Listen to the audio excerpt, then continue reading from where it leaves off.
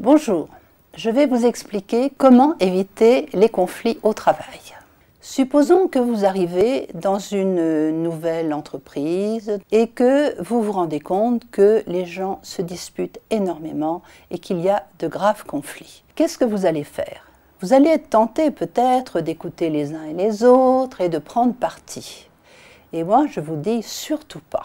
Surtout pas, parce que les conflits des autres, ce sont leurs conflits, ce ne sont pas les vôtres. La première chose à faire est de se tenir à l'écart. Ce n'est pas votre conflit. Quand ce n'est pas mon conflit, j'ai intérêt simplement à rester tranquille. Comment l'analyse transactionnelle nous invite à réfléchir à ce sujet? Elle a un concept qui s'appelle les jeux psychologiques et le triangle dramatique. Elle dit que dans toutes les histoires humaines, il y a toujours trois rôles psychologiques importants. Il y a le rôle de victime. La victime est centrale dans notre culture et la victime subit un dommage. Elle est l'objet de persécution. Donc, s'il y a une victime, c'est qu'il y a quelqu'un qui la persécute. Il y a donc le rôle de persécuteur. Et s'il y a une victime et un persécuteur, il y a forcément un sauveur qui vient sauver la pauvre victime. Alors, ces trois rôles, si vous voulez, ce sont les trois rôles psychologiques importants que l'on retrouve dans toutes les histoires, qu'il s'agisse des contes de fées, des séries à la télé, ou qu'il s'agisse des romans ou des films. Ce qui caractérise ces trois rôles, c'est que lorsqu'on entre dans un de ces rôles, eh bien on tourne. Le triangle dramatique, c'est un double triangle avec des flèches. Et la personne qui est victime peut être tellement victime que le sauveur n'arrive pas à la sauver et il finit par se sentir persécuté par sa victime et donc il va prendre sa place et la victime va devenir persécutrice. Le persécuteur, lui, à force de persécuter les autres, il va se retrouver seul, isolé, victime. On tourne sans cesse dans ce triangle dramatique. Chacun a un peu tendance soit à sauver, soit à se plaindre, soit à dire aux autres comment ils doivent faire et à les juger. Comment on fait pour ne pas entrer dans le triangle? Pour cela, l'analyse transactionnelle nous propose la trousse de secours du sauveur. Qu'est-ce que c'est? Ce sont 4 questions. La première question, c'est « Est-ce de ma responsabilité ?» La deuxième, « Est-ce de ma compétence ?» La troisième, est-ce que j'en ai envie? Et la quatrième, est-ce qu'il y a une demande?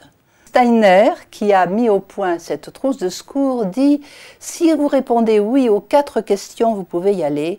Si vous répondez oui à 3 questions, il y a de grandes chances pour que ce ne soit pas bon d'y aller. Et si c'est encore moins, surtout n'y allez pas. » Donc vous avez une personne qui a un conflit important et qui vient se confier à vous. Est-ce de votre responsabilité? Il y a de grandes chances que non, puisque c'est son problème. En revanche, s'il s'agit de votre enfant, s'il s'agit de quelqu'un qui dépend de vous, ça peut être de votre responsabilité. Est-ce de ma compétence? C'est une bonne question.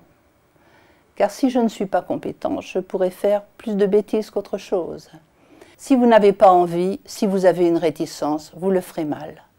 Et s'il n'y a pas de demande, vous risquez de devenir victime, de passer de sauveur à victime. Parce que les personnes, quelquefois, adorent raconter leurs ennuis, mais n'ont aucune demande pour résoudre leurs problèmes. Imaginons que vous vous trouvez devant un groupe qui est en proie au conflit. Qu'est-ce que vous allez faire, puisque vous avez décidé de ne pas intervenir? Eh bien, c'est une bonne occasion pour apprendre. Et je vous propose une stratégie. D'abord, écoutez. Écoutez tout le monde. Et ensuite, observez. Observez quoi? L'analyse transactionnelle a plusieurs concepts pour décrire ce qui se passe dans la communication. Il y a les signes de reconnaissance, c'est-à-dire les compliments, les marques d'attention, les critiques que l'on fait qui sont positifs ou négatifs, les dévalorisations aussi. Quelqu'un, le persécuteur par exemple, en général dévalorise ses victimes et la victime elle-même se dévalorise. Vous avez aussi les positions dans la relation. si les gens préfèrent la position haute, s'ils tiennent à tout prix à avoir le dernier mot. Tous ces éléments seront autant d'observations qui vont vous permettre de mieux comprendre ce qui se passe entre les gens et ensuite vous pourrez l'appliquer à vous-même. Vous allez peut-être acquérir à ce moment-là une certaine distance. Cela vous permettra d'apprendre et de mieux observer et de n'intervenir qu'à bon escient, d'une manière tout à fait appropriée. Donc je vous invite à rester au niveau des faits, de l'observation et méfiez-vous des interprétations.